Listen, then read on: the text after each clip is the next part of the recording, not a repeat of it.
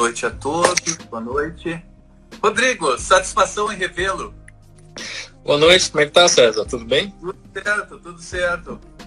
Vamos conversar um pouquinho sobre o assunto do momento.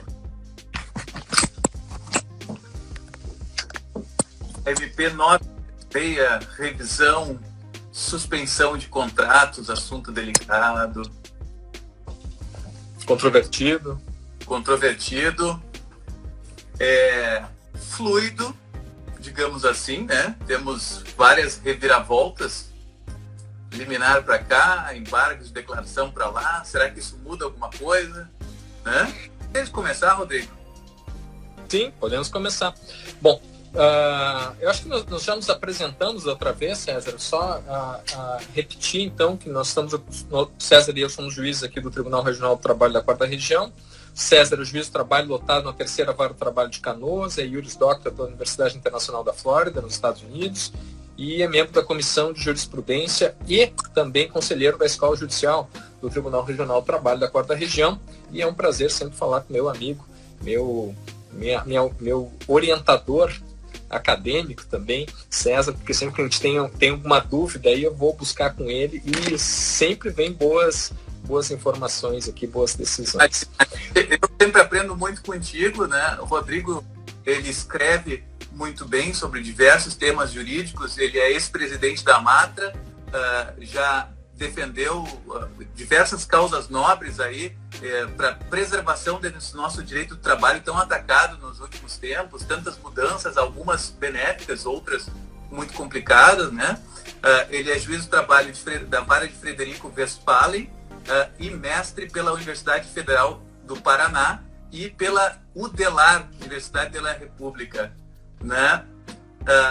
Então, Rodrigo, o que tu diria sobre o primeiro tópico da nossa MP 936, a suspensão, caindo direto no ponto delicado, a suspensão dos contratos?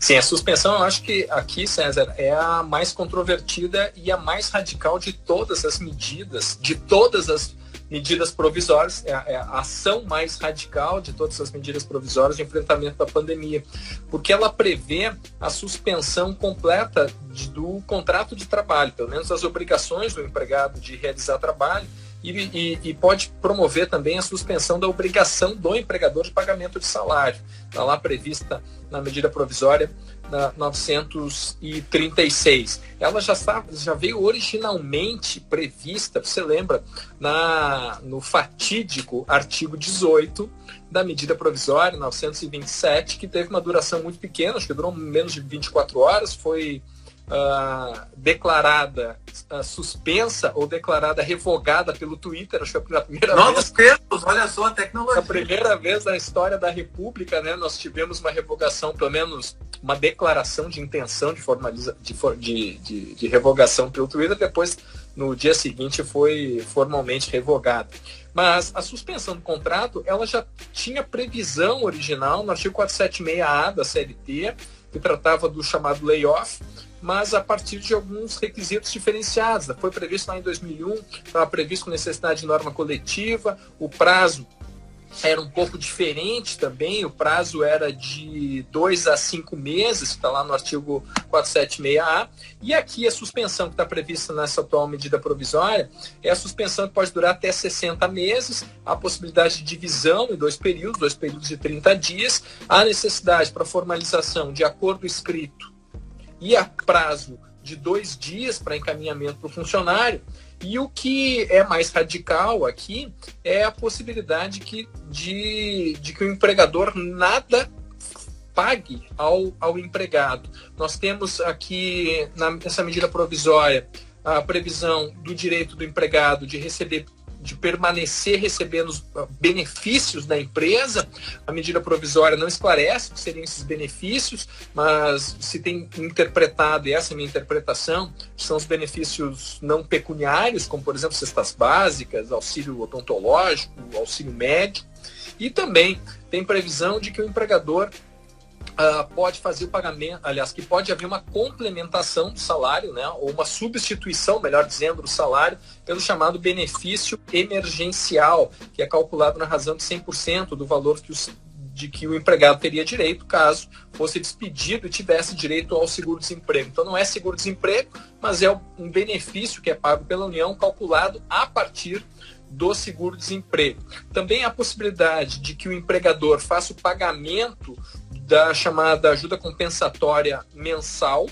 E existe também previsão de que de empresas com receita superior a R$ 4.800.000, independentemente do número de empregados que tiver essa empresa, previsão de que essa empresa faça o pagamento de pelo menos 30% do valor do salário, mas não na forma de salário, na forma da chamada ajuda compensatória mensal, que inclusive é o mesmo nome que é tratado lá no artigo 476A, então essa expressão ela não foi inventada de medida provisória, ela já foi transportada do layoff original do 476A, e nessa situação dessas empresas de maior faturamento bruto, também há direito a um pagamento de 30% do valor do salário, que é pago na forma de ajuda compensatória mensal, e um benefício especial, aliás, um benefício emergencial no valor de 70% do seguro-desemprego. Então, essas em linhas muito gerais é o que está previsto para a chamada suspensão contratual. Temos, né, você sabe bem,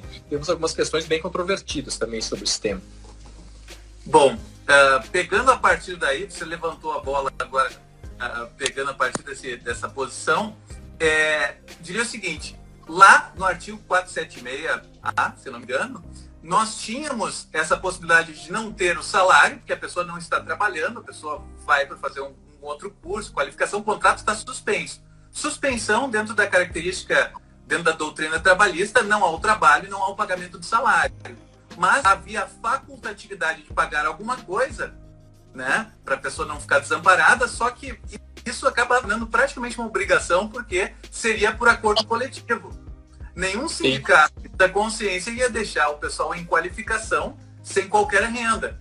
Foi isso que gerou uma tremenda repercussão em horas depois da medida provisória 927, porque era por negociação individual e a pessoa, para não ter que ser demitida, ia aceitar qualquer coisa e acabar aceitando ficar os 60 dias.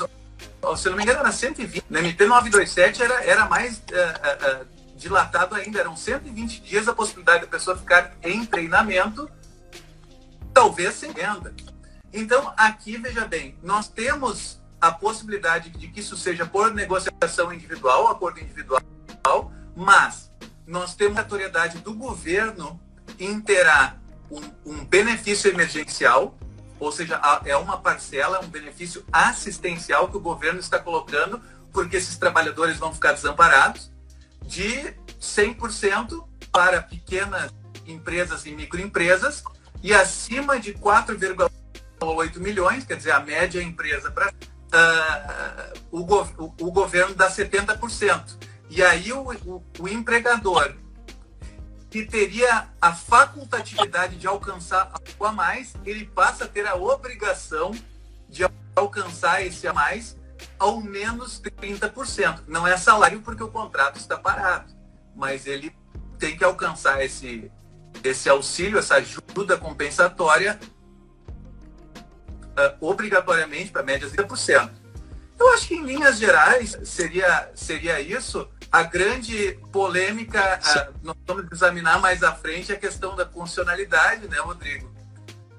Rodrigo, que sufoco para conseguirmos restabelecer a conexão, enfim.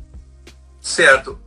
A parte mais polêmica da redução de salário e jornada, nós vamos acabar falando quando discutirmos os argumentos da liminar, porque é a questão constitucional. A questão de que há a redução de salário e a redução de jornada, incisos 6º e incisos 13 para o 7º, são cláusulas pétreas, direitos, garantias individuais do trabalhador. Então há uma grande polêmica até que ponto se pode flexibilizar isso, né? Grande parte da doutrina entendendo que não é possível flexibilizar isso, porque se estaria invadindo cláusulas pétreas, né? Nós vamos Nós vamos fazer um apanhado geral, até pela questão do tempo, vamos fazer um apanhado geral da MP 936, dos outros aspectos principais, e depois vamos cair dentro da análise da liminar e desses argumentos da constitucionalidade. Eu acho que, até pela premência do tempo, posso falar um pouquinho sobre o benefício emergencial, Rodrigo? Vai lá, diga. Tá. Então, ele vai ser custeado pela União, e nós já dissemos que ele, em caso de suspensão, ele vai ser de 100% do que a pessoa teria direito se usando os mesmos patamares do seguro-desemprego, mesmo que ele teria direito se fosse o seguro-desemprego. Mas veja bem, não é seguro-desemprego, não se confunde. É um benefício específico para essa situação e não vai impedir, caso a pessoa acabe sendo dispensada nesse meio tempo, não vai impedir que ele receba o seguro-desemprego. Não vai ser como se ele já tivesse recebido o seguro-desemprego, né? Enfim, para aqueles empregadores médias e grandes empresas, vai ser o benefício emergencial de 70% e o empresário fica com o compromisso de dar 30%. Para os casos de redução de salário, se a redução for, já que a redução é nos percentuais fixos de 25%, 50% e 70%, o mesmo percentual de redução vai ser o benefício emergencial, 25%, 50% e 70%. Veja bem, no final, se a gente fizer uma continha, vamos ver que o cidadão que ganha, mesmo quem ganha vamos fazer R$1.500, como a pessoa, o patamar que teria de seguro-desemprego seria por volta de 80 minutos, de 80% do seguro-desemprego, então ele vai ter uma perda. A perda, para quem tem os salários mais baixos, não vai ser muito grande, né? Fora que o empresário pode dar ajuda compensatória emergencial, mas, enfim, só considerando o salário reduzido e o benefício emergencial, nós sempre vamos ter perda. Pode ser uma perda no frigir dos ovos de 10%, 20%, ou pode ser uma perda mais elevada.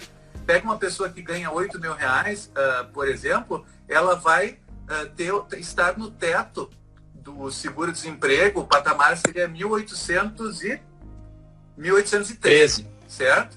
Então, se ela tiver uma redução de 70%, ela vai perder 70% de R$8.000. Vamos arredondar para 10 mil, né? Para ficar mais fácil o cálculo. Ela vai perder 7 mil. Ela vai ganhar de salário reduzido 3 mil. Os 7 ela perde. Desses 7, ela só vai recuperar, entre aspas, com o benefício, 70% de 1.800. O que dá o quê? Uns R$1.300 por volta disso. Então, ela vai ter uma perda de uns R$5.500, para pegar esse número redondo aí de quem ganha 10 mil. Mas, claro, num tempo de cataclisma, o governo desembolsou um pouco, assim como vários outros países estavam desembolsando. Até o Rodrigo, no perfil Revisão Trabalhista, fez um vídeo mostrando até por bandeirinhas quais as medidas que os outros países, já em estágio mais avançado dessa contaminação, estavam fazendo. Todo mundo, os governos desembolsaram alguma coisa. No nosso, enfim, o país não tem muita capacidade econômica, os desembolsos foram módicos, escalonados conforme o seguro-desemprego. Passo a palavra para o colega. Isso é importante que fique claro, César. A aplicação da medida 936, ela sempre vai implicar alguma redução de renda para o empregado, ainda que haja compensação com o benefício emergencial. O seguro-desemprego tem 3 faixas de cálculo, há um mínimo de pagamento de R$ 1.045 e um máximo de R$ 1.813,03. Então, para quem ganha mais ou menos um salário médio de R$ 4.000, a perda chega a 56%. Essa perda ela pode ser compensada com a chamada ajuda compensatória mensal. Ela está prevista também na medida provisória 936.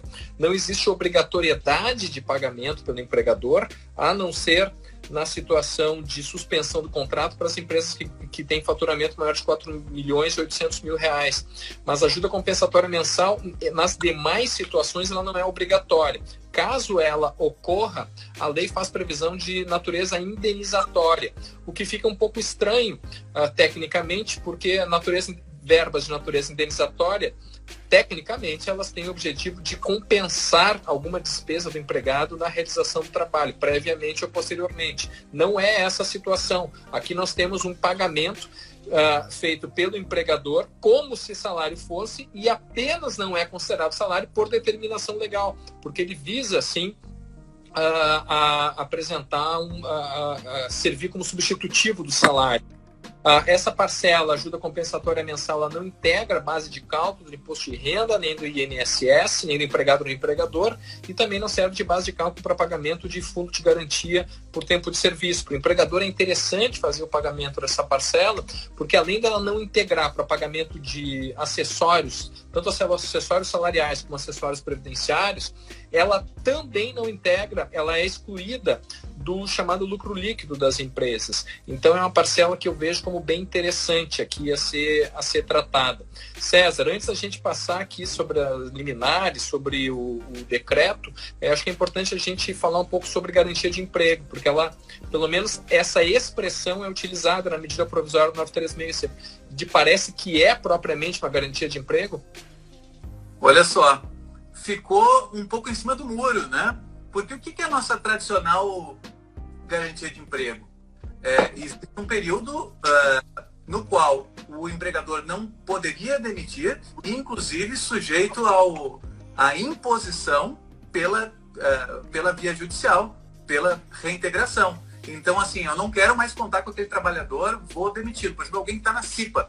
Mas espera aí, quem está na CIPA está lá para justamente fiscalizar e talvez até mesmo agir contra os interesses do empregador. Se o empregador quer, de repente, baratear um custo em alguma coisa, o empregado cipeiro verificou que aquilo ali é inseguro, vai agir dentro da empresa em conformidade. É para isso que ele tem a garantia de emprego, para que possa, quiçá, bater de frente, né? Neste caso, não há, assim, já inclusive previsto ali, até nós estávamos debatendo no nosso grupo de estudos de análise normativa da Escola Judicial, estávamos debatendo isso. Qual seria a consequência, se teria reintegração ou não. Mas parece que a partir do momento que a lei já prevê a consequência para o descumprimento dessa garantia, veja bem, voltamos à fita. A garantia de emprego tradicional da CLT não há uma previsão de indenização. Isso foi uma construção jurisprudencial quando fica inviável reintegrar. Caso da gestante, que há um atrito, uma incompatibilidade. Então, aqui já está previsto ali. Então, no máximo, talvez, pudéssemos cunhar uma expressão intermediária, uma garantia de emprego mitigada. O que tu acha disso, Rodrigo? Eu acho que serve, César. Aqui está bem parecido com o direito do trabalho argentino, porque a Argentina também estabelece não exatamente garantias de emprego, como da Convenção 58, mas indenizações diferenciadas dependendo do tempo de serviço. Deu uma travadinha? Eu vou aproveitar e falar aqui do escalonamento.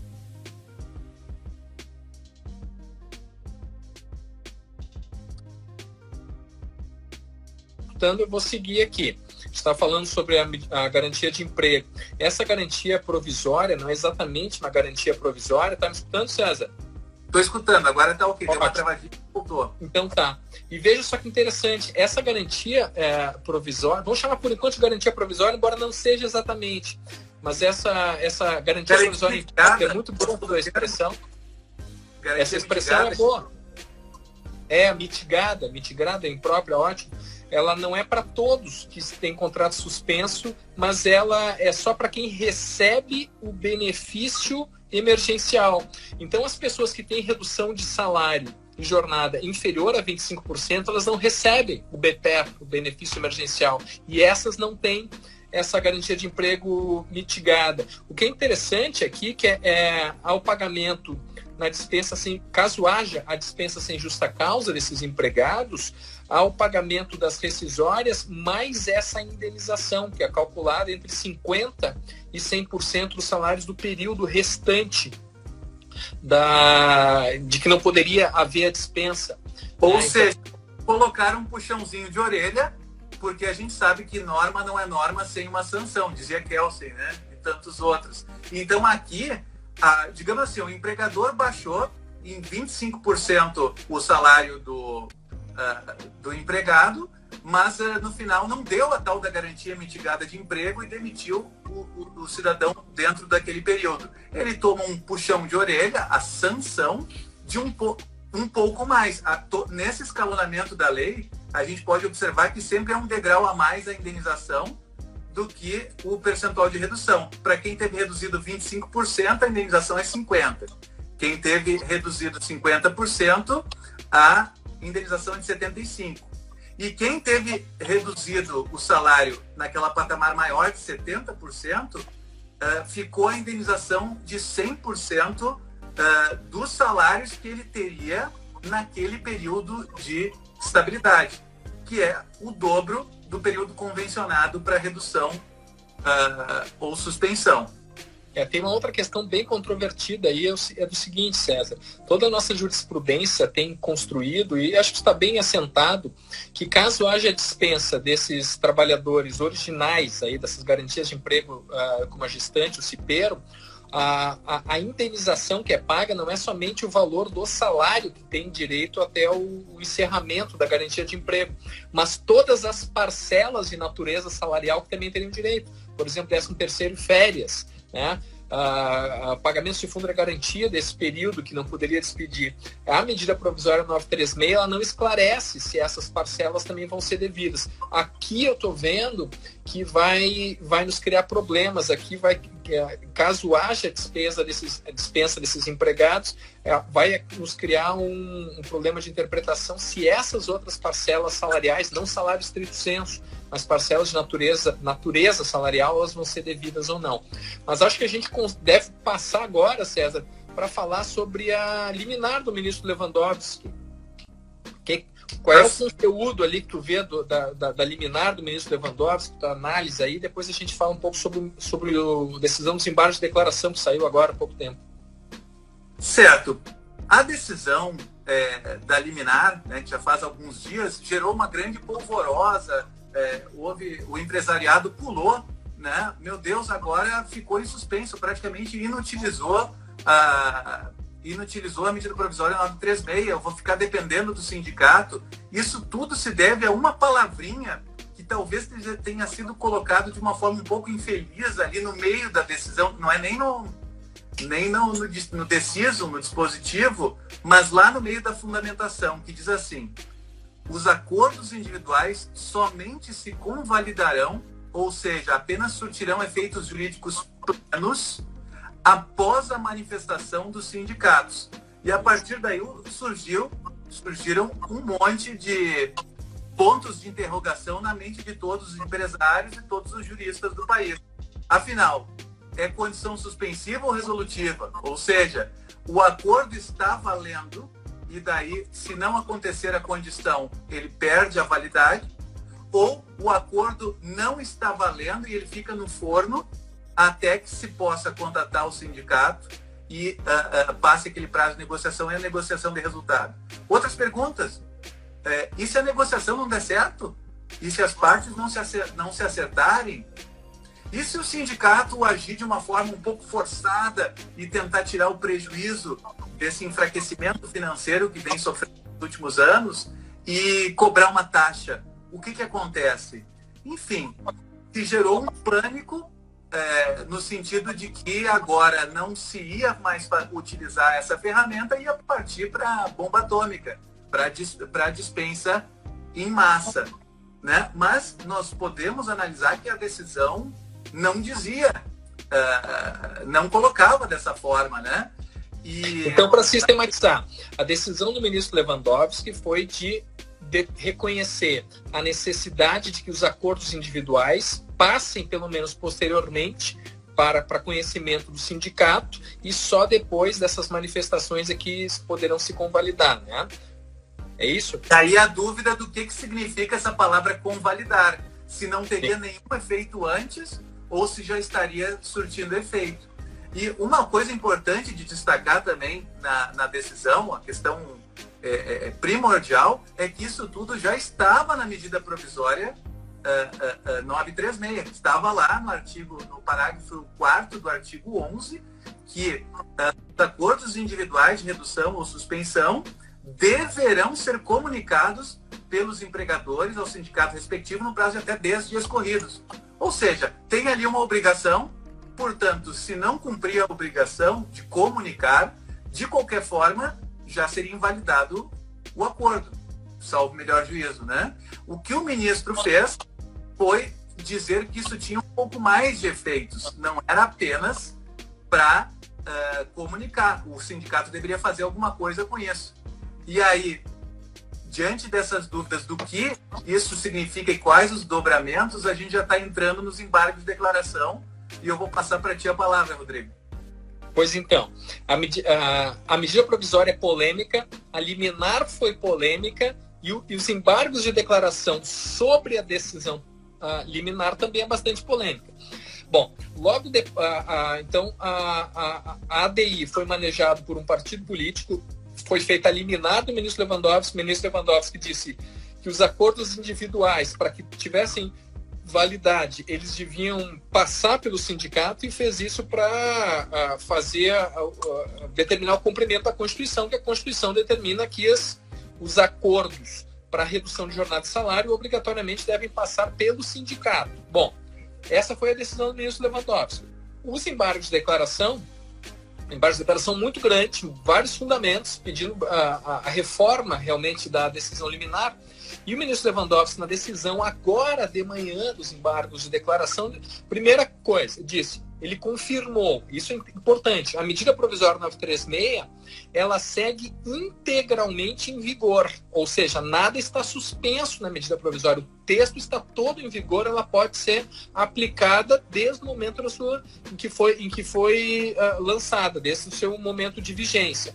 Apenas o ministro Lewandowski fez, e isso ele declara nos embargos de declaração, apenas foi dada a interpretação conforme a Constituição do artigo 11, parágrafo 4º da Constituição, parágrafo 4º da medida provisória, que permite o acordo também de forma individual, desde que haja uma passagem, uma comunicação para o sindicato.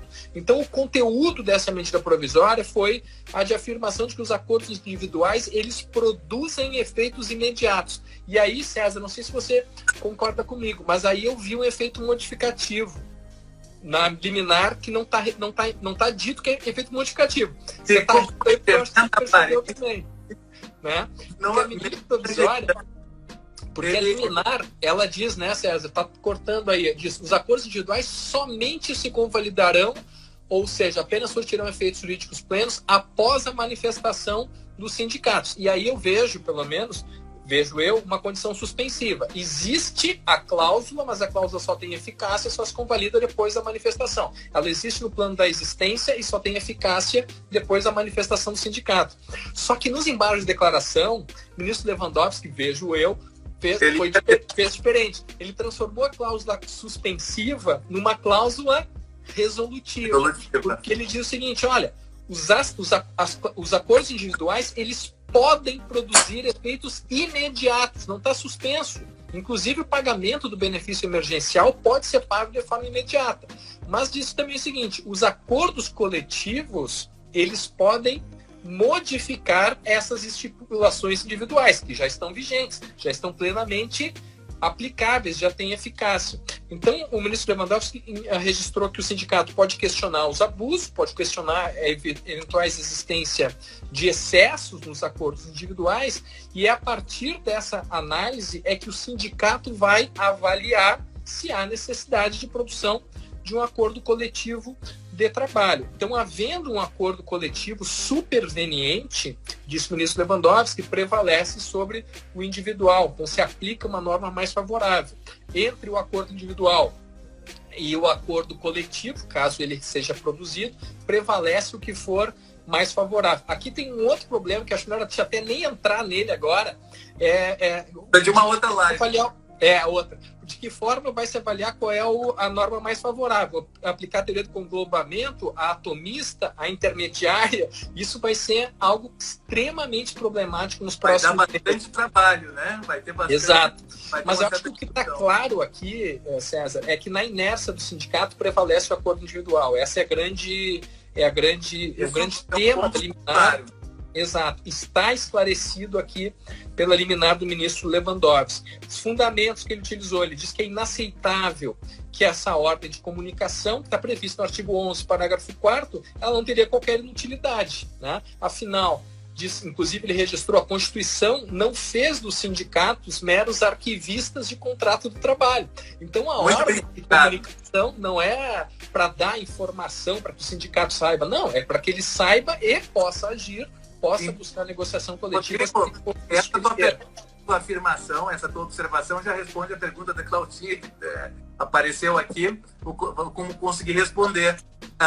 Não é uma mera comunicação, justamente porque a mera comunicação era a literalidade da MP, justamente isso que foi criticado na liminar, e essa crítica do ministro Lewandowski está sendo reiterada nos embargos declaratórios. Quer dizer, tem que haver alguma eficácia jurídica.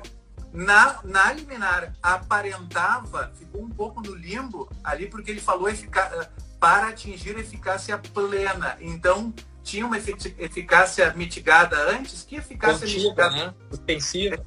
Contida, enfim. Se é uma condição suspensiva, não tinha nenhum efeito? Não, tinha um pouco, porque se eu tenho, depois do implemento da condição, a eficácia plena, quer dizer que alguma eficácia tinha antes, o benefício emergencial. Enfim, mas parece que nos embargos declaratórios ele reduziu bastante o âmbito de insegurança jurídica.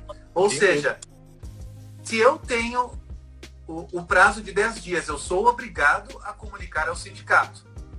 Isso já estava na literalidade da MP. Se eu não comunicar, tem que ter alguma consequência, o acordo fica nulo, certo? Segunda questão, comuniquei ao sindicato, mas o sindicato silenciou. Em que prazo? O prazo do artigo 617, que agora foi reduzido pela metade pela própria MP 936. Ficou de 8 para 4 dias. Mas no artigo 617 faz um verdadeiro efeito cascata. Se não der com o sindicato, tenta com a federação. Se não der com a federação, tenta com a confederação. Uma boa prática, quiçá, para o empregador é já tentar notificar os 3 ao mesmo tempo. Então, com isso, ele por via das dúvidas, ele já tem os 3 participantes e se os 3 não iniciarem a negociação, em 4 dias, o meu acordo está convalidado. Uma outra coisa que talvez muita gente não se dê conta é que eu não preciso deixar passar o prazo de 10 dias. Afinal, é um prazo máximo de comunicação. Se eu, empregador, quero ter segurança jurídica, eu já posso sair notificando desde o primeiro dia do acordo, né? Com isso, notifico no primeiro dia, tem mais 4, lá pelo 5º dia eu já vou saber se o meu acordo está convalidado, né? E para ter mais segurança ainda, não deve nem fazer a notificação, o acordo individual. Se quer mais segurança ainda, cumpra-se originalmente o previsto na Constituição, que é a realização do acordo coletivo. Chama o sindicato para negociar, faz o acordo coletivo, não tem que ficar esperando os prazos de comunicação e resposta do sindicato, avaliando se a negociação foi válida ou não. Né? Isso sim é que vai dar mais segurança jurídica. E aqui nos colocaram um follow-up dessa pergunta, e o que acontece se o sindicato se opuser? No meu entendimento, antes, pela leitura da liminar anterior, que parecia ser uma condição suspensiva, se o sindicato se opusesse, me parece que o acordo estava no limbo e que não ia perder a sua validade até que isso fosse substituído, né?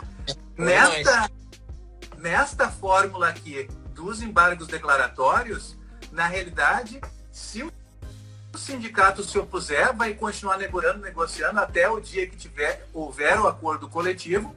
Enquanto isso, e os embargos declaratórios são expressos quanto a isso, né? Enquanto isso, o acordo individual segue válido. Ou seja, se a negociação coletiva conseguir algo melhor, o empregado do acordo individual, ele vai poder aderir ao acordo coletivo mais benéfico. Tratei dessa problemática do sindicato que não responde, o sindicato que responde dizendo que não quer negociar e o sindicato que responde diz que quer negociar, mas quer receber um valor. Tá? Só para fechar, o sindicato que diz que quer receber um valor, um percentual, aqui eu vejo como descumprimento da Convenção número 98, se não me engano, da OIT, que veda qualquer possibilidade ou validade de sindicato ser financiado pela empresa. E, portanto, nessa situação é equivalente a negativo de negociar e o resultado é valer o acordo individual. César, eu queria te perguntar sobre preservação de salário-hora, porque a convenção prevê isso, preservação de salário-hora. E parece que isso acontece efetivamente na medida provisória? Olha só, Rodrigo, esse é um dos argumentos, no meu ver, falacioso, mais comuns. Eu só quero responder antes, o pessoal, eu consegui enxergar ali a pergunta, e se o sindicato não for encontrado? Eu não sei até se tu já respondeste isso, mas eu vou reiterar. Se o empregador fez a sua devida diligência e o empregador tentou fazer o contato pelos endereços, telefones conhecidos, eu acho que ele tem que documentar isso para se resguardar, e no momento que o sindicato está em local incerto e não sabido, eu acho que isso equivaleria ao silêncio do sindicato naquele prazo eu daria como válida a notificação, enfim, salvo se for comprovado depois que a empresa agiu de má fé. Mas em princípio estaria convalidado. Não sei se tu concorda com isso? Concordo, é isso mesmo, César. Tá, então vamos lá para o argumento não há redução porque manteve o salário hora. Então vamos combinar o seguinte, digamos você que está nos assistindo tem a carga horária de 44 horas por semana, certo? E eu vou fazer o seguinte, eu vou lhe reduzir para 1 hora por semana, né? Então eu não reduzi o seu salário, quer dizer, é uma falácia, é um argumento que ele não vai ao fundo da questão. Qual é o objetivo da garantia constitucional? Que seja preservada a dignidade da pessoa, certo? E que o trabalhador, em uma relação que é assimétrica, o trabalhador não tem aquele poder de barganha para resistir nessa negociação, que ele seja envolvido, que ele seja protegido por um ente coletivo, certo? Agora, então quer dizer que se eu vou manter o saláriozinho dele pela hora, mas vou reduzir drasticamente as horas, eu não vou estar atingindo ele da mesma forma que se eu reduzisse o valor nominal da hora? Quer dizer, então esse argumento eu acho que ele é frágil e tanto a liminar quanto... Eu acho até que ele foi esse argumento foi expressamente enfrentado nos embargos declaratórios e foi rechaçado. Eu acho até que o ministro não qualificou como falácia, até como você falou, inclusive. Mas ele rechaçou de forma muito firme. Outras questões interessantes são o paradoxo. Será que é um paradoxo verdadeiro ou será que é um paradoxo falso? Será que é uma outra falácia a questão de colocar sobrevivência, né? Se eu enfatizar na negociação coletiva, eu vou estar, de repente, sacrificando a dignidade da pessoa humana, do trabalhador, porque eles vão ser demitidos. Você acha esse argumento válido para a gente ignorar um texto expresso da Constituição? Esse argumento é inválido, César, como diz os americanos, for so many ways, sabe? Por vários motivos. E a começar por um problema de premissa desse argumento. Quando a gente ataca argumentos, aprende isso em retórica, a primeira coisa é analisar a premissa. E a premissa dele é de que a negociação individual é o que faz sobreviver, né? Então o trabalhador só vai sobreviver, só vai chegar ao fim da pandemia com condições de sobrevivência, recebendo salário ou um benefício substitutivo do salário, se ele aceitar uma negociação individual. Esse é o problema de premissa, porque não existe nenhuma justificativa de que será a negociação individual que vai permitir a sobrevivência. Ao contrário, a própria Constituição já reconhece que as garantias de sobrevivência, elas partem de um outro pressuposto de que é a negociação coletiva que vai dar condições de que os acertos, de que as barganhas sejam feitas de forma um pouco mais próxima da regularidade, da igualdade. Então, a premissa constitucional é de que a sobrevivência é obtida a partir da negociação coletiva. Porque, veja só, o artigo 7º da Constituição estabelece direitos e garantias individuais e define que um dos direitos e garantias individuais não é singelamente a irredutibilidade do salário. Não é isso. Ele garante, como garantia individual do artigo 7º, garante que a redução de salário só pode ser obtida mediante negociação coletiva. Esse é o direito fundamental que está previsto na Constituição. Então, um direito constitucional, nós aprendemos isso de forma muito simples quando se estuda hermenêutica constitucional, de que nenhum direito constitucional, nenhum valor, nenhum princípio é estático e não pode ser ponderado, não pode ser relativizado. Sem dúvida, não tem dúvida nenhuma. Até porque tem um grande grau de abstração e vão surgir situações pontuais, situações concretas, onde eles vão parecer estar sobrepostos. Eu vou ter que ter uma análise para ver qual deles vai ponderadamente preponderar no caso concreto. Agora, a gente pode zerar completamente um deles nessa ponderação? Não. O que interessa é isso aqui. Essa é a grande questão. Perfeito. Essa é a grande questão. Por exemplo, vou dar um exemplo que a gente tratou na última live. Férias. As férias, elas é um direito constitucional, está previsto no artigo 7º, mas ela é relativizada na medida provisória 927, porque ela é diminuída. O empregado não vai ter exatamente a reposição dessas energias, não vai utilizar o lazer com o adiantamento de férias em casa previsto pela medida provisória 927, mas há uma ponderação de princípios de valores constitucionais que mostram o seguinte: olha, eu não zero as férias, mas, em compensação, elas são diminuídas em nome da segurança, da saúde, da preservação do emprego e da empresa, com as férias sendo usufruídas em casa. Isso é uma ponderação sincera e honesta de princípios, de valores constitucionais. É diferente... Razoabilidade. Exato, razoabilidade. Razoabilidade, seria isso. Perfeito, você bem falou. As férias não são zeradas aqui. Mas o princípio constitucional, a orientação, o valor do artigo 7º é: não pode haver redução de salário sem norma coletiva. Se eu prevejo uma disposição infraconstitucional que prevê redução de salário sem passagem pelo sindicato, eu não estou ponderando nada. Eu estou reduzindo, estou zerando essa disposição constitucional.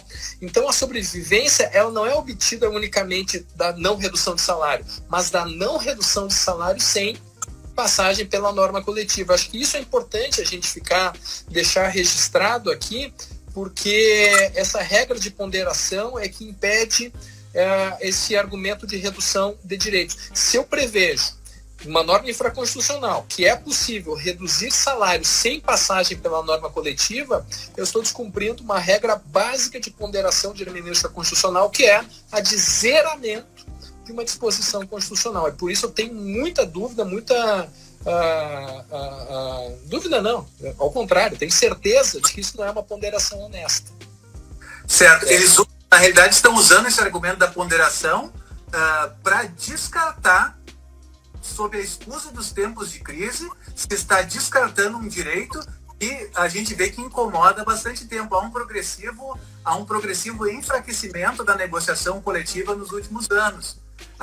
Aliás, é uma curiosidade que até é mencionada nos embargos de declaração, que durante muito tempo se quis flexibilizar a lei porque teria que priorizar a vontade coletiva. A vontade coletiva conseguiria ver melhor o que fazer, e a letra fria da lei é muito rígida. Agora, veja bem, se está jogando pelos ares, num momento de crise, a regra da negociação coletiva e se colocando o gatinho para negociar com o leão, em total igualdade de condições, né? Enfim. Exato, e nesse momento a desigualdade é muito maior.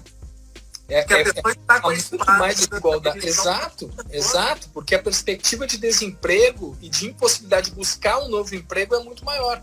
Então, é um momento que a gente tem a maior certeza da desigualdade de condições. E vamos pegar esse gancho para pensar em termos de precedente. A gente estava discutindo isso no nosso grupo da Escola Judicial, e isso acabou, parece até que estávamos escutando lá. Foi mencionado nos embargos da declaração a questão do precedente perigosíssimo, porque as cláusulas pétreas são a última trincheira, que até você gosta de fazer essa analogia. Existem várias defesas. A Constituição é um documento que ele regula a nossa vida em sociedade, estrutura o governo e coloca as últimas amarras que evita que este governo vire em tirania, né? Vire um governo autoritário, e as últimas amarras que evite que sejam aniquilados os mínimos direitos do cidadão, certo? Então, a partir do momento que eu permitir que este direito que está ali no artigo 7º, que é uma cláusula pétrea, é pacífico ter uma cláusula pétrea. A partir do momento que a gente permite que, em momentos de grave crise, jogue-se pela janela este direito, o que garante que no futuro vão passar outros direitos sociais vão ser jogados pela janela? Depois o direito, tantos direitos que estão ali no artigo 5º, enfim, depois que nós quebrarmos o cristal da Constituição e que houver um precedente de que em tempos de calamidade se pode descartar cláusulas pétreas, o que garante que nós não vamos ter nossa casa invadida e seremos presos sem qualquer explicação, que nós não teremos mais direito ao julgamento justo? Enfim, eu não estou falando nada de novo. Nós estamos vendo o caso da Hungria, né? Há um caso, é notícia internacional, que eles aproveitaram a crise para revogar várias das liberdades públicas. Nós temos muito recentemente o caso da Turquia, onde se aproveitou uma questão, um atentado ao presidente, não sei se ele foi verdadeiro ou se foi forjado, mas enfim, prenderam 3.000 juízes, prenderam policiais, prenderam uma série de opositores. Então, a Constituição de 88, ela foi feita em um momento que nós saímos de um regime autoritário e eles quiseram ser sábios nesse ponto de blindar, de ter várias amarras para que em momentos de crise, justamente em momentos de crise, não se pudessem erodir certos valores fundamentais. Esses valores fundamentais foram a estruturação em 3 poderes, enfim, a garantia democrática e os direitos individuais, artigo 5º e artigo 7º. Se nós começarmos a abrir mão disso, quem garante onde isso vai parar? Né? Exato. É porque é importante que a gente esclareça o seguinte: a gente está falando aqui de um direito do trabalho de emergência. Ou seja, é possível que disposições infraconstitucionais sejam alteradas, sejam relativizadas, tenham uma interpretação diferenciada nesse momento de emergência. É diferente quando a gente trata de Constituição, porque não existe uma Constituição para momentos normais e com uma Constituição diferente, relativizada, diminuída para momentos de emergência. Porque ela foi feita para prever a emergência. Perfeito. Porque a própria Constituição prevê que direitos e garantias individuais não podem ser restritas, aliás, não podem ser anuladas nem mesmo no estado de sítio e nem mesmo no estado de emergência. Ou seja, a impossibilidade de reduzir salário sem norma coletiva não pode acontecer nem mesmo no estado de sítio e no estado de emergência. Como é que eu vou permitir que esse tipo de situação ocorra fora dessas situações? E veja, eu não estou defendendo que se decrete estado de sítio e estado de emergência, mas o que nós temos unicamente é um estado de calamidade pública, que não é previsto nem na Constituição. Ela é prevista nas leis de responsabilidade fiscal para que permitem que o administrador aumente o déficit fiscal, gaste mais do que está previsto no orçamento, sem sua responsabilidade pessoal. Então, como você bem disse, César, pensar em diminuir a Constituição, relativizar e dizer o seguinte: olha, agora não é o momento certo de cumprir a Constituição. Bom, isso é um descumprimento mais básico da hermenêutica constitucional. A Constituição, ela prevê as situações de emergência. A Constituição, o ministro Lewandowski utilizou uma analogia que eu gosto muito, você sabe, que eu já escrevi num artigo há alguns anos, que é a analogia de Ulisses. né? Odisseia. Na Odisseia, exatamente, ele não explicou bem porque era um despacho, mas é só para entender. Ulisses, quando voltava, tá na Odisseia de Homero, quando Ulisses voltava das suas aventuras e voltava para sua amada Penélope, ele passou com seu navio Argos, com seus argonautas, em frente a uma ilha que diziam que era habitada por sereias. E diziam que as pessoas que ouviam o canto das sereias levavam os barcos até as pedras. E aí disseram para Ulisses, olha, vamos colocar cera nos ouvidos para não ouvir as sereias. E Ulisses disse, olha, coloca cera nos ouvidos dos argonautas. Eu não vou querer não vou querer cera nos ouvidos, mas eu vou querer ser amarrado no mastro do navio para que, mesmo escutando, eu não vou ceder aos encantos das sereias. Então o ministro Lewandowski mostrou o seguinte, a Constituição é um mastro que amarra Ulisses para impedir que o canto, a sedução de não cumprir a Constituição seja mais forte. O legislador constitucional previu as situações de emergência e disse, olha, mesmo nas situações de emergência, nós devemos ficar amarrados em direitos e garantias fundamentais. Um desses direitos e garantias fundamentais mais importantes é da irredutibilidade de salários, sem previsão por norma coletiva. Então a Constituição, César, é o que nos separa da barbárie. É ela que evita que maiorias ocasionais nos façam abandonar a civilização. E o erodir de cláusulas pétreas, como é o caso do artigo 7º, se nós descumprirmos cláusulas pétreas nesse momento, olha, isso é algo que vai nos assombrar. Vai nos assombrar muito, até porque esse ratio decidendi, o princípio ativo, digamos assim, para a gente fazer a analogia com os remédios, com a medicina, o princípio ativo, que é a ratio decidendi desta decisão, qual seria? Olha, tempos de crise graves, nós podemos descartar, olhar para o lado, zerar cláusulas pétreas, zerar garantias constitucionais. Isso é muito perigoso porque vão surgir outras crises no futuro. O Brasil está em crise desde 1500, né? Então, outras crises verdadeiras ou falsas, aumentadas, forçadas, vão surgir e vão ser marteladas na mídia e vai haver uma propaganda e podem usar isso para erodir outras garantias, né? Então, os exemplos históricos que nós temos de cumprimento da Constituição não são bons. Temos que ser amarrados no poste, que são as cláusulas pétreas da Constituição, para que a gente não caia nesse conto, não caia nesse cancereia de descarar as nossas conquistas fundamentais, ainda que seja em uma crise grave. E, Rodrigo, nosso tempo está finalizando, mas nós tínhamos que entrar num último argumento, que é uma miríade de lives e professores e juristas debatendo, empresários, as questões práticas, as dificuldades práticas de implementação da liminar da forma como ela estava sendo compreendida antes dos embargos declaratórios. Mas antes de passar a palavra, a gente tem que citar aqui que na decisão o ministro Lewandowski disse que esses argumentos não impressionam e que dificuldades práticas não são uma causa de afastamento da Constituição, né? Enfim, todas essas dificuldades práticas não são tão grandes, há um certo frenesi, um certo exagero. Claro, existem em tempos de caos social causado por essa crise, mas me parece que todos eles, essas dificuldades que têm sido colocadas, são contornáveis. O que você acha disso? Eu vejo o seguinte, César, a função de um tribunal constitucional e a função de um magistrado constitucional, de um ministro do Supremo Tribunal Federal, é exatamente essa, é a da resistência, é de atuar de forma contramajoritária, é de mostrar que a Constituição ela precisa estar valendo ainda. Não vejo, César, situação de insegurança jurídica, porque eu vejo muita gente que tem falado isso. Olha, essa liminar produziu insegurança jurídica. Bom, a insegurança jurídica foi criada no momento em que se estabeleceu uma medida provisória que não cumpriu a Constituição.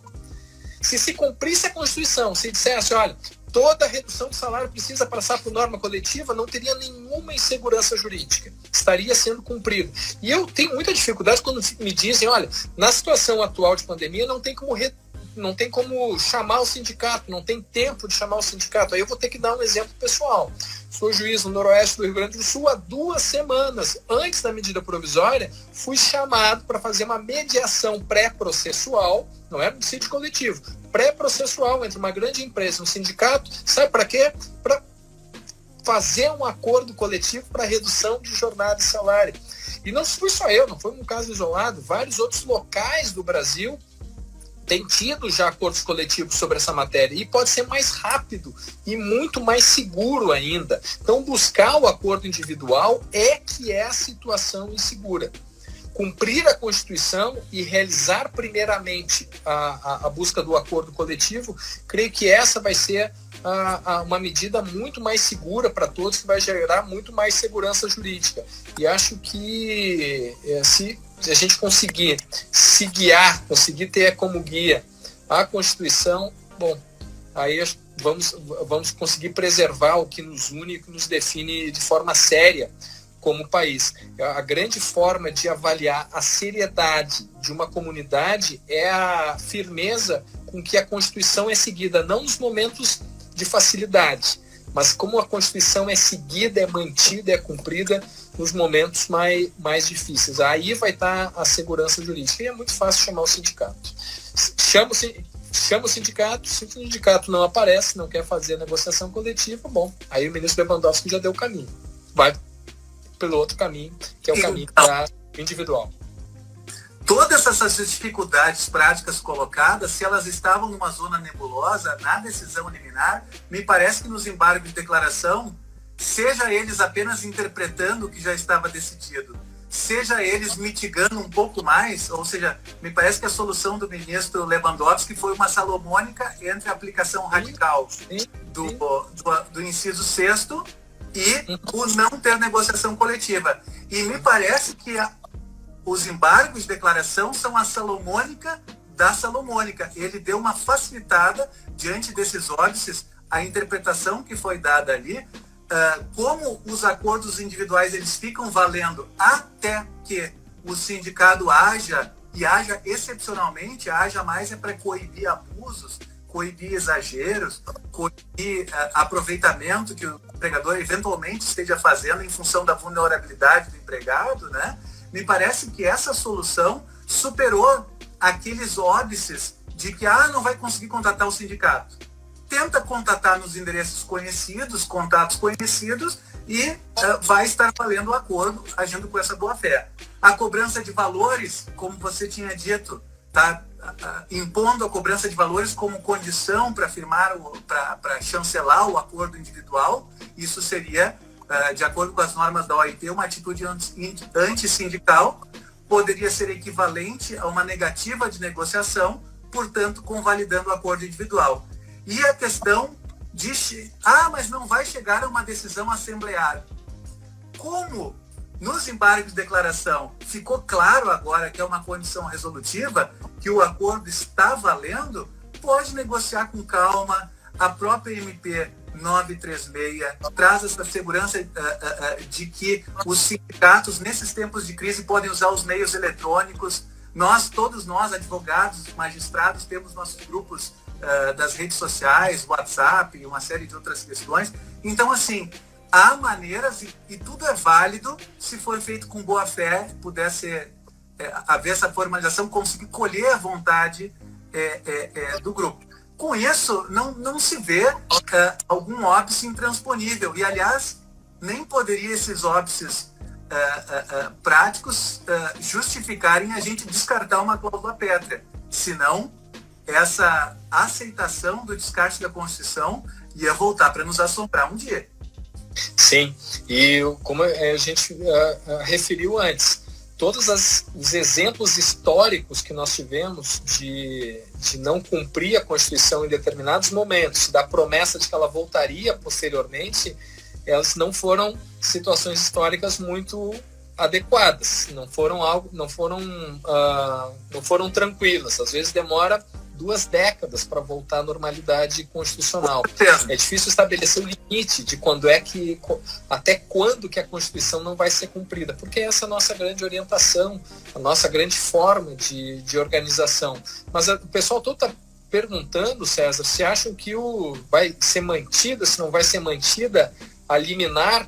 Bom, nós não somos... Para aí, Rodrigo. Rodrigo, a sua bola de cristal como é que tá? Tá com bateria? Não tá com bateria e ainda que tivesse, não confiaria muito nela. Mas a expectativa que eu acho que nós, como juristas, temos que ter é de que haja um debate aprofundado no Supremo Tribunal Federal. Que o debate ele não se limite a premissas econômicas, não se limite a planilhas, a valores, mas que haja um debate que seja efetivamente fundado no reconhecimento da importância que tem a Constituição Federal, de que essa é o nosso grande guia, não somente nos momentos mais simples, mas nos momentos mais difíceis da nossa convivência. Eu acho que esse é um grande momento de provação, é um momento de demonstrar o grau de amadurecimento que está na nossa sociedade. Sociedades pouco desenvolvidas, pouco amadurecidas, de democracia pouco consolidada, é muito fácil pensar, não vamos cumprir a Constituição, vamos pensar numa nova Carta Constitucional, ou vamos suspender por um certo momento aqui a nossa Carta Constitucional. Bom, isso só se pensa em sociedades pouco desenvolvidas, de democracia pouco consolidada. E eu quero acreditar, e essa é a minha esperança, de que a nossa democracia está um pouco mais consolidada do que algumas pessoas vêm apostando, de que nem sempre deve ser cumprida. Como um filósofo que eu gosto muito uma vez escreveu: quando eu chegar junto ao Criador, eu não vou poder dizer que nem sempre a virtude me foi conveniente. Eu quero poder dizer que a virtude sempre foi conveniente para mim, e, portanto, eu sempre agi de forma virtuosa. E eu quero poder dizer que no Brasil sempre se cumpriu a Constituição, mesmo nos momentos mais difíceis. Toda regra constitucional pode ser relativizada, mas ela não pode ser zerada. Ela não pode ser anulada. E eu acho que esse é o nosso grande objetivo, nossa grande missão. Eu tenho ouvido o último argumento aí que eu escuto aí também nessas lives, esses escritos mais rápidos, dizendo que não existe conflito de interesses entre sindicato e empresa, logo não haveria necessidade de realização da negociação coletiva. Eu vejo o contrário. É um momento em que a gente tem a maior debilidade dos trabalhadores de forma individual, e a negociação coletiva não existe somente para a situação de conflitos, mas da necessidade de evitar que a imposição econômica promova reduções salariais desproporcionais. E como nós falamos desde o início da nossa primeira live lá sobre a 927, nós temos várias linhas de defesa promovidas pelo governo federal com alternativas para as empresas e empregados se valerem para enfrentamento desse novo momento. O trabalhador individualmente não consegue avaliar qual é exatamente a situação econômica da empresa e, portanto, de qual vai ser a alternativa que essa empresa tem para tomar. Então, o sindicato aqui, o órgão sindical é que tem melhores condições de fazer essa avaliação. É o sindicato que vai avaliar a saúde econômica da empresa. Porque se a saúde econômica da empresa é suficientemente robusta para não precisar suspender o contrato de trabalho, se ela pode colocar os trabalhadores em férias, pode adiantar compensação de jornada, pode passar para o teletrabalho, pode se utilizar de empréstimos subsidiados, tudo isso está previsto nas normas coletivas, bom, aí não precisa suspender contrato. Só que o trabalhador, de forma individual, ele não tem condições técnicas, não tem conhecimento, não tem como avaliar esse tipo de situação. E aí entra a necessidade do sindicato. Então, a negociação coletiva, ela é necessária não exatamente pelo conflito que existe de pautas, mas para conseguir fazer a avaliação do momento econômico da empresa, conseguir verificar qual é a alternativa que vai ser mais adequada, a alternativa que se posta ali. Então, discordo completamente quando dizem que a premissa... Eu estou ouvindo aqui, César. E eu discordo quando dizem que a premissa da Constituição, da necessidade de acordo coletivo, ela não tá estabelecida. E vejam o seguinte, nós já tivemos 2 leis duas leis que previam a instrumentalização desse dispositivo constitucional de necessidade de norma coletiva, que é a Lei 4.923, de 1965, e também a Lei 13.189, de 2015, que fazem a instrumentalização da necessidade de norma coletiva para redução de jornada e salário. E essas duas normas coletivas, elas já prevêem a situação de anormalidade econômica. Elas prevêem situação de conjuntura econômica prejudicial, lei de 65, e de dificuldades econômicas, na lei de 2015.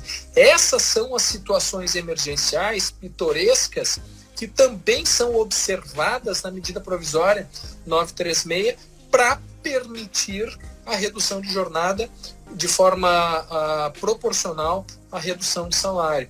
Então, não vejo como adequado esse argumento de que a justificativa constitucional para a necessidade de norma coletiva não estaria prevista agora em 2005, não estaria atendida agora em 2005. Como o César está sem som, eu vou seguindo, vou falando aqui até que o César consiga chegar, ou então que caia aqui a nossa conexão. Espero que isso não aconteça.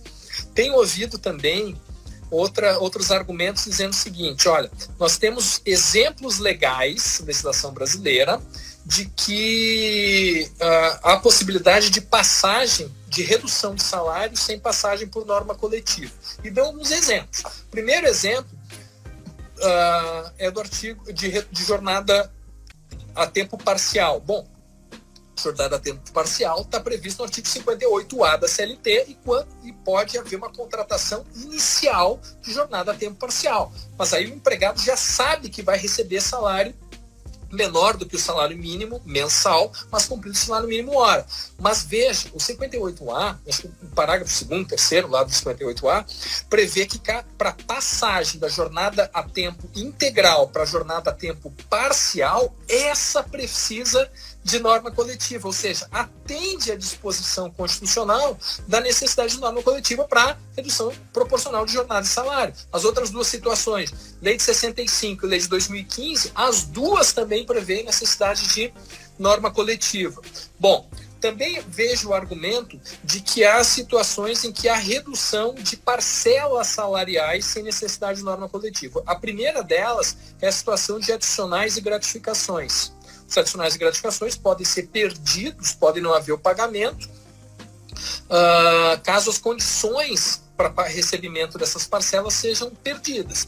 Então, se o trabalhador recebe horas extras, o adicional noturno, o adicional de transferência, não tem mais a condição fática para recebimento da parcela, pode haver o perdimento. Mesma coisa as gratificações, não realiza mais o trabalho próprio para recebimento da gratificação, se perde. E no final, para o seu orçamento doméstico, familiar, há uma redução nominal de salário. Bom, e não há norma coletiva que preveja isso, que autorize esse tipo de situação. Mas não é isso que está sendo previsto na Constituição, na regra de filtro da norma coletiva, porque a Constituição fala das condições de sobrevivência, e aqui quando a gente trata sobre a sobrevivência a partir do salário, e aqui quando a gente trata de adicionais e gratificações, nós estamos falando de parcelas acessórias e precárias, ou seja, a gente não está tratando do salário base, nós estamos tratando de parcelas acessórias. E as parcelas acessórias, como elas são precárias, elas podem ser perdidas sem necessidade de norma coletiva. Não há dúvidas aqui quanto a isso.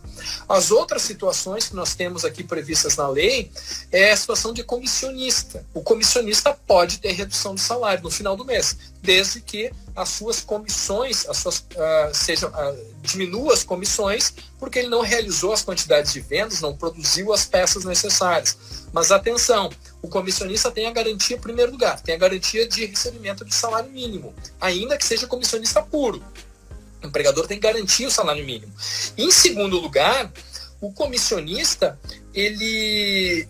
o valor da comissão já é a título precário, já tem também previsão, já é a título precário, ou seja, ele já foi contratado sob a perspectiva de que a área do mercado faça com que haja uma redução do seu salário. Então também é título precário e, portanto, obviamente não precisa passar pela norma coletiva, já é conhecido. Perguntaram ali sobre a orientação jurisprudencial que trata das horas dos professores. Essa é uma excelente pergunta, porque, de fato, o professor horista, ele é contratado como horista, e havendo redução das turmas dele, havendo redução das inscrições dos alunos nas turmas que ele leciona, pode haver redução de salário. Essa seria uma redução de salarial, que no final também vai diminuir o seu orçamento doméstico, mas vai haver essa redução de salário sem passagem pela norma coletiva. Mas atenção, aqui nós temos um problema, porque não tem necessidade de atendimento efetivamente na norma coletiva, e não há um descumprimento da Constituição. Porque esse professor, ele já foi contratado sob a perspectiva de poder ter redução do seu salário no final do semestre pela redução da jornada, da redução das turmas em que ele trabalha. Porque essa contratação como horista já é precária e já foi estabelecida no início da contratação. Já é definida essa precariedade já desde o início. E, portanto, não há necessidade de passagem pela norma coletiva, porque não há nenhuma modificação, não há nenhuma novação nessas exposições. Então, todos esses argumentos aí que são apresentados para tentar justificar, e no final é isso, é tentar justificar o descumprimento da Constituição. Vou rebatendo os argumentos que eu tenho escutado aqui em nome de acho que em nome até de um juramento que nós fizemos como magistrados, que é de cumprir integralmente a Constituição. Outro argumento que eu tenho escutado aqui, é que não dá para esperar 10 dias pela resposta do sindicato. Não precisa esperar 10 dias. A medida provisória fala em até 10 dias. Então, se estimula que se faça a manifestação, se busque a atuação do sindicato antes dos 10 dias, nos primeiros dias. E aqui eu trouxe, inclusive, uma experiência pessoal de que os sindicatos da região que eu jurisdiciono atuaram de forma muito rápida, empresa e sindicato, para buscar a negociação coletiva. Inclusive, se utilizar do mecanismo aqui do Tribunal Regional do Trabalho da 4ª Região, que é o mecanismo em que os juízes atuam de forma pré-processual, pré-litígio, para buscar a mediação. E, em segundo lugar, não se precisa esperar 10 dias se optar, antes de fazer o acordo individual, que se faça a negociação coletiva. A negociação coletiva está prevista na Constituição, é um mecanismo que passou a ser facilitado agora com a medida provisória 936 e permite muito maior segurança jurídica, permite que seja mais rápido. As negociações podem ser feitas entre as entidades representativas, podem ser feitas por meios eletrônicos, essas negociações podem ser feitas por WhatsApp, por e-mail, as avaliações do sindicato a partir da sua base, a partir dos seus associados, pode ser feita também por meios eletrônicos. Então, acho que isso facilita bastante essas tomadas de decisões pelos sindicatos. Também tenho ouvido, por fim, que nenhum sindicato tem condições de analisar tantos acordos individuais. De fato, não vai ser fácil os sindicatos analisarem todos os acordos individuais, mas não precisa analisar todos os acordos individuais se optar pela via que é a mais óbvia, que é a via constitucional, que é a realização do acordo coletivo. Se faz a negociação coletiva de forma muito mais segura do que apostar numa dezena ou em algumas centenas de acordos individuais, que inclusive vão poder descambar em reclamatórios trabalhistas, em ações individuais. Então, acho que vejo com muito mais segurança buscar pelo acordo coletivo, a negociação coletiva, do que realizar dezenas ou centenas de acordos individuais. E vejo com muita tristeza quando dizem o seguinte: olha, a liminar do ministro Lewandowski produziu insegurança jurídica. Não, só um segundo.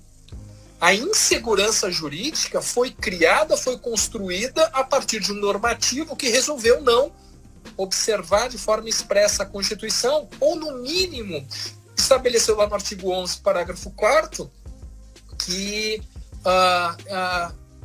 que haveria uma comunicação do sindicato, mas sem previsão das consequências dessa comunicação do sindicato. Então, o ministro Lewandowski, ante essas deficiências, entre o não cumprimento expresso da Constituição, ou no mínimo, da não definição expressa na medida provisória, das consequências, da motivação, da justificação, do repasse, da comunicação ao sindicato, o ministro Lewandowski disse, olha, a consequência do repasse da informação para o sindicato só pode ser uma consequência constitucional. E, portanto, vamos fazer cumprir a disposição da Constituição, do artigo 7º, inciso 8º, né, da Constituição, que determina a necessidade de passagem pelos sindicatos.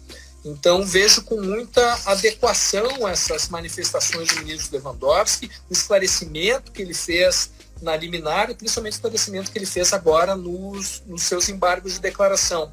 Vejo também que o ministro Lewandowski teve um olhar muito amplo ao analisar as exposições internacionais sobre essa matéria, porque o prestígio do diálogo social, ele não é apenas oriundo, não está apenas presente na nossa Carta Constitucional. Eu não discuto, César.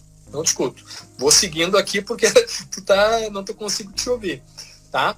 Mas então, estava dizendo que não é apenas a Constituição brasileira que prestigia o diálogo social. O diálogo social ele também foi definido pela Organização Internacional do Trabalho no seu documento que foi produzido a partir da pandemia, da necessidade de que as rendas sejam mantidas e sejam mantidas, instrumentalizadas também a partir do diálogo social, também buscando sindicatos para conversa, para definir quais são as melhores medidas. E, por fim, o ministro também fez a citação da Corte Interamericana de Direitos Humanos, que recentemente, acho que foi agora do domingo de Páscoa, pelo menos foi quando eu recebi, a Corte Interamericana de Direitos Humanos também estabeleceu a necessidade de prestígio da negociação coletiva, prestígio do diálogo social, para que sejam definidas quais as ações, quais as medidas mais adequadas. A redução de salário, ela já é prevista na nossa Constituição para momentos de crise. Então, o sindicato atuar nesse momento de crise para definir o montante dessa redução, ela não ocorre como uma medida de burocratização ou de atravancamento. Ela ocorre, sim, como uma previsão para garantia de que as medidas a serem tomadas pelas empresas, pelos sindicatos, sejam as mais corretas, as mais adequadas, para que se consiga resguardar direitos mínimos previstas na Carta Constitucional. Então, a fiscalização pelo sindicato ela é reforçada nesse momento de crise. E principalmente porque em momentos como esse, a redução, a ampliação da perspectiva de desemprego faz com que haja uma redução das possibilidades de negociação minimamente equitativa, bilateral, entre empregado e empregador. Creio que nosso tempo agora vai se encerrando. César, eu acho que não conseguiu retornar e eu vou ter que me despedir aqui, César, e vou ter que encerrar por aqui e só registrar uma esperança de que o debate a ser produzido no Supremo Tribunal Federal vai ser no dia 16 e no dia 17, aliás, no dia 15 e no dia 16. Primeiro vai se tratar sobre a possível inconstitucionalidade da medida provisória 927. No dia seguinte, no dia 16, vai se tratar sobre a inconstitucionalidade da medida 936. E a esperança, enfim, é de que o debate a ser produzido no Supremo Tribunal Federal não seja apenas que não se limite a debates econômicos, mas que sejam sempre sobre uma perspectiva de análise do nosso compromisso de cumprimento da Constituição e de nos definição como uma sociedade séria que respeita nosso documento político e jurídico mais importante, que é a Carta Constitucional. Acho que esse é o momento que os brasileiros, como comunidade e como nação, têm a oportunidade de mostrar que estão num grau já razoavelmente amadurecido das suas instituições e da sua democracia.